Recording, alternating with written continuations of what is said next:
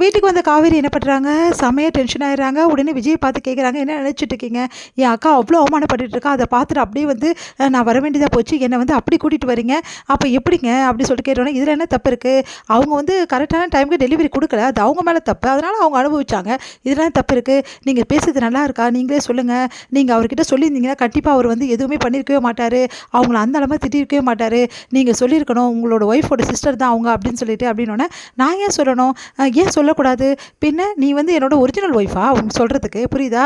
நீ duplicate wife தானே, அப்படி சொல்ல வேண்டிய அவசியம் கிடையாது. அப்படின்னு பார்த்தா எதுக்காக நான் வந்து ஃபங்க்ஷனுக்கு வரணும்? அப்போ நான் வந்து டூப்ளிகேட் ஒய்ஃப் தானே, என்னை எதுக்கு ஃபங்க்ஷனுக்கு கூப்பிட்டீங்க? அப்படின்னோடனே ஆமாம் நீ சைன் பண்ணியிருக்கல, அதனால தான். இங்கே பாருங்கள், நீங்கள் இவ்வளோ மோசமான நான் நினச்சி கூட பார்க்கல. எப்போ இந்த மாதிரி ஓவராக வந்து பிஹேவ் பண்ணுறீங்களோ உங்கள் கூட வாழணுன்ற அவசியம் எனக்கு கிடையவே கிடையாது, புரியுதா? நான் இந்த நிமிஷமே எங்கள் வீட்டுக்கு போயிடுறேன். இதுக்கப்புறம் வந்து உங்கள் மூஞ்சில் கூட முடிக்க மாட்டேன். அவர்தாந்தா இப்போ எனக்கு ஒன்றும் கவலையே கிடையாது, புரியுதா? போகிறதுக்கு முன்னாடி என் பணத்தை எண்ணி வச்சுட்டு போகணும். உடனே வந்து யோசிக்கிறாங்க காவேரி, பணம் தானே உங்களுக்கு பிரச்சனை, பணம் தான் லைஃப்னு நினச்சிக்கிட்டீங்கல்ல, மனுஷங்களை எப்போவுமே நீங்கள் மதிக்கவே மாட்டேங்கிறீங்கல்ல.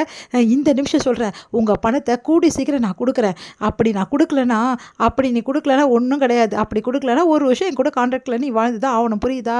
இங்கே பாருங்கள், அந்த கதை மட்டும் நடக்கவே நடக்காது. உங்கள் கூட நான் வாழவே மாட்டேன். எப்படியாவது உங்கள் பணத்தை சீக்கிரமாக கொடுக்குறேன். எந்த நிமிஷம் நான் கொடுக்குறேனோ அந்த நிமிஷம் உங்கள் கூட நான் இருக்க மாட்டேன், இந்த வீட்டை விட்டு நான் போயிடுவேன் அப்படின்னு சொல்கிறாங்க. பார்க்கலாம் நீ கொடுக்குறியான்னு சொல்லிட்டு அப்படின்னு சொல்லிட்டு கூலாக சொல்கிறார் விஜய்.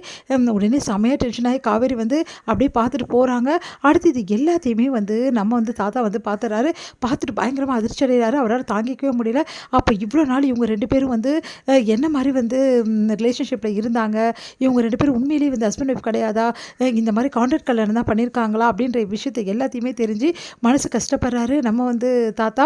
உடனே தாத்தா யோசிக்கிறாரு, இவங்க 2 பேரும் இப்படியே விடக்கூடாது, இவங்க 2 பேர் கண்டிப்பாக வாழ்ந்து தான் அவனும், விஜய் வந்து காவேரி தான் ஒய்ஃபு, அவள் கூட தான் அவன் வாழணும் அப்படின்னு சொல்லிட்டு முடிவு பண்ணுறாரு. கங்கா வந்து செமைய டென்ஷனாக இருக்காங்க. நடந்த விஷயத்துக்கு எல்லாத்தையுமே வந்து குமரன் வந்து வீட்டில் சொல்கிறாரு. அதை கேட்டு எல்லாருமே அதிர்ச்சி அடைகிறாங்க.